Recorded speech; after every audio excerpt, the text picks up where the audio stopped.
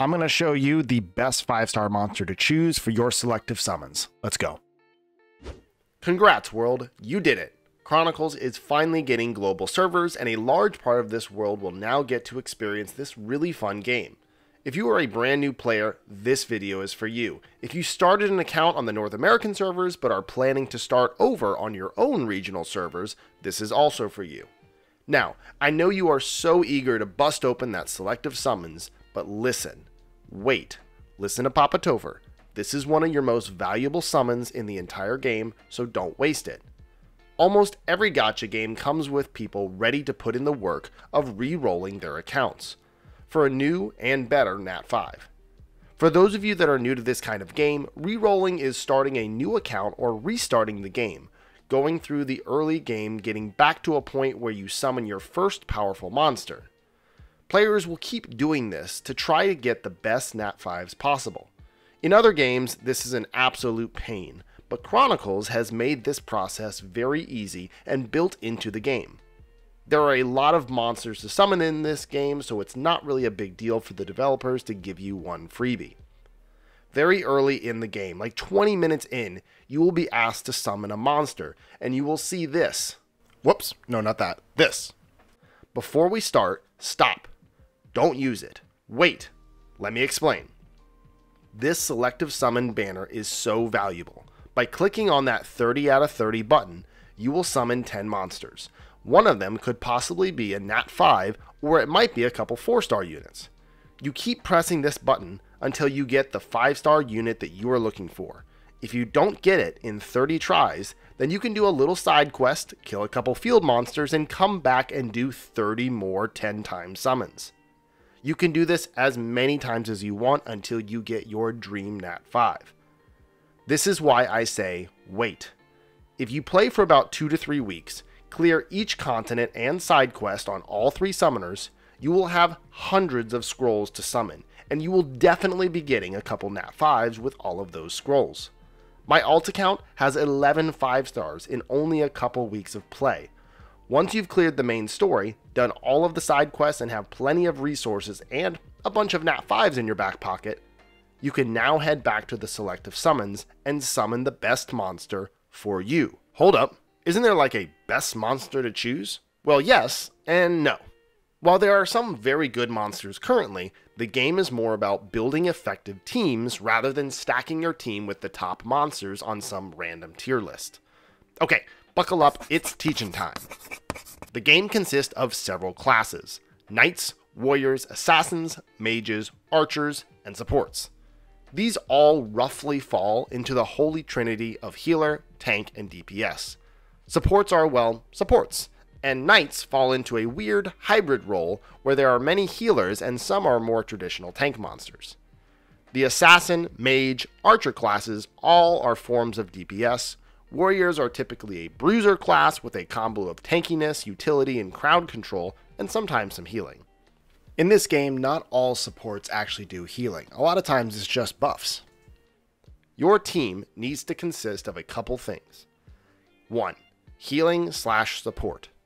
2. DPS. And 3. A hybrid slot. And depending on your summoner, this could be a tank, more healing, or even another DPS monster. Always remember that your summoner, Kina, Cleaf, or Orbia, all serve a role in the team. Think of them as your 4th monster that you control. Kina is healing and support. Cleaf is a bruiser doing both damage and tanking.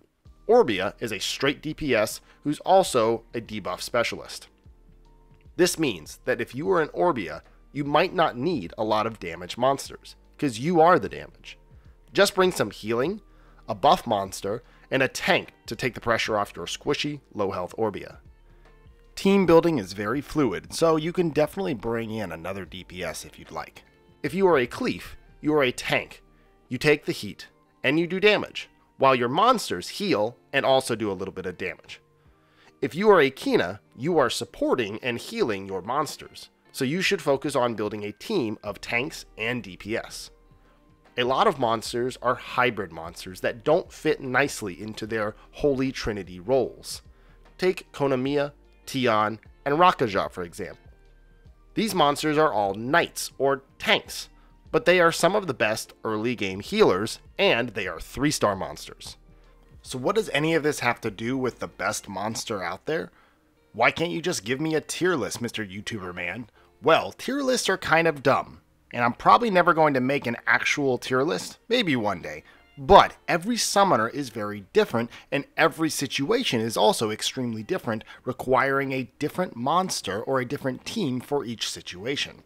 The best monster for you to pick in your selective summon is a monster that fills out your roster or makes your team the most synergized.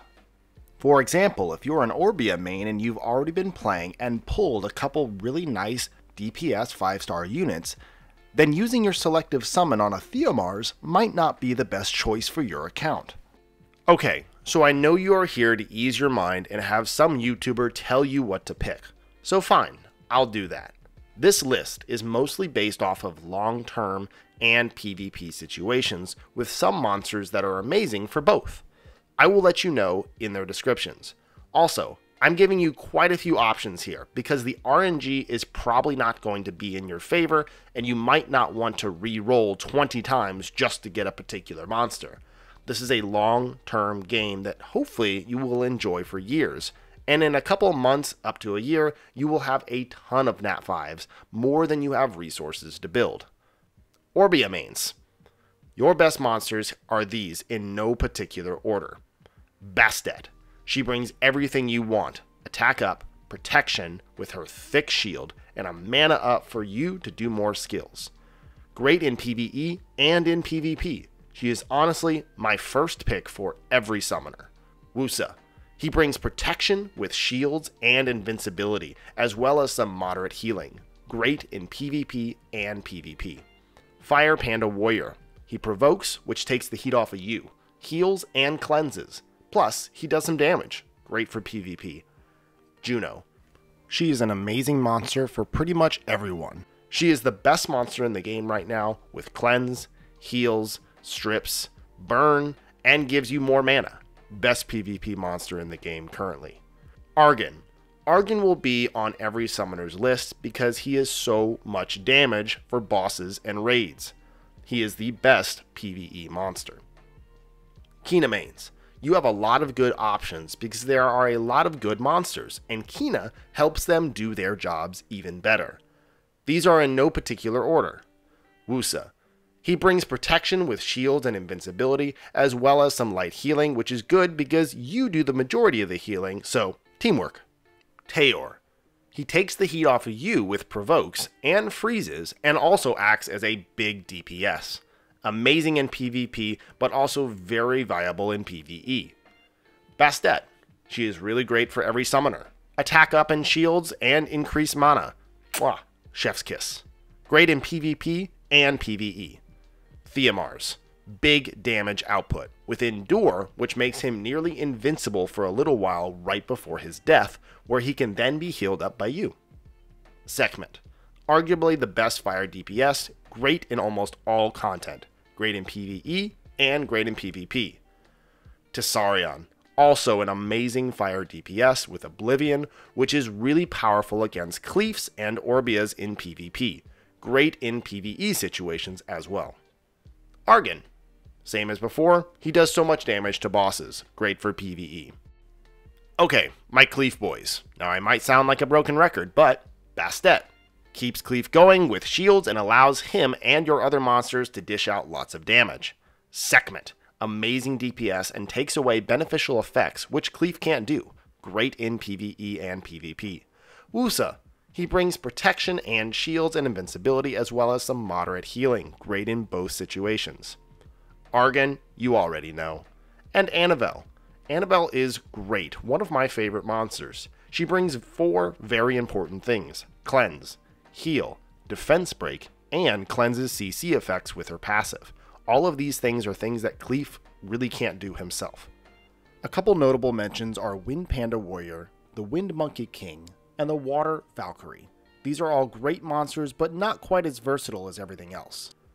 That wraps up my picks for the best monster to pick for each summoner. If you would like to add a monster, make sure to leave a comment down below. In this last section, I want to do some future theory crafting. The running theme with the previous list was Bastet is like the best monster you could choose, but I want to help you out. Just today, the official Summoners War Chronicles YouTube channel released a trailer video announcing a lot of cool things coming to the global servers, but also that we will be getting this Bastet event right off the bat. This was by far the best event that we got on the North American servers. It gave us so many pieces to skill up and awaken our Bastet, including our Sekhmet. What this means for you is that you should officially check off Bastet off of your Selective Summons list and make sure to go for another monster that will fill out your team. Also, a couple weeks into the game, as a coupon code, we got a 5-star selector ticket, which gave us 3 monsters to choose from: Vanessa, Jasun, and Bastet. If you haven't used your Selective Summons and you got one of these tickets, then you have another opportunity at getting a Bastet. To further guide you on a Selective Summons choice, take these monster events into account. Events that the North American servers got that gave monsters. We had a Bastet event, an Akamamir, a Fire Mermaid event, a Chasun event, and a Charlotte event. If you plan on purchasing the Battle Pass, then you can also take this next list into account. These were all the Battle Pass monsters: Vanessa, Lupinus, Annabelle, and Fire Panda. As of March 6th, 2023, we just got an Alicia Battle Pass as well. The monster events and Battle Passes could be different, but I am betting that they will be very similar on all of the global servers, maybe just changed up with the schedule. My last little nugget is that the Pioneer banners actually came very quickly into the game, so that might be the same for you guys as well. If that were the case, then I would probably not choose Wusa in my Selective Summons either, and use my Mystical Scrolls on the Wusa banner when it comes around. Last thing I want to say, guys, is don't get stressed out about whether or not you're going to get the best monster out there. This is a long-term sort of game where you will hopefully be enjoying it for months, if not years. You will get a lot of Nat 5s over that time, including the ones that you might have missed during the Selective Summon. Play the game the way you want to play it. If you want to build a crazy off-meta monster, go for it. I just want to build a community of people that are looking to play games and have fun while doing it.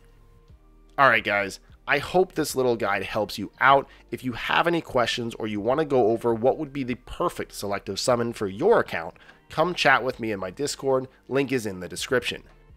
If you made it this far, you are a real one, so like this video, and if you want more content then consider subscribing.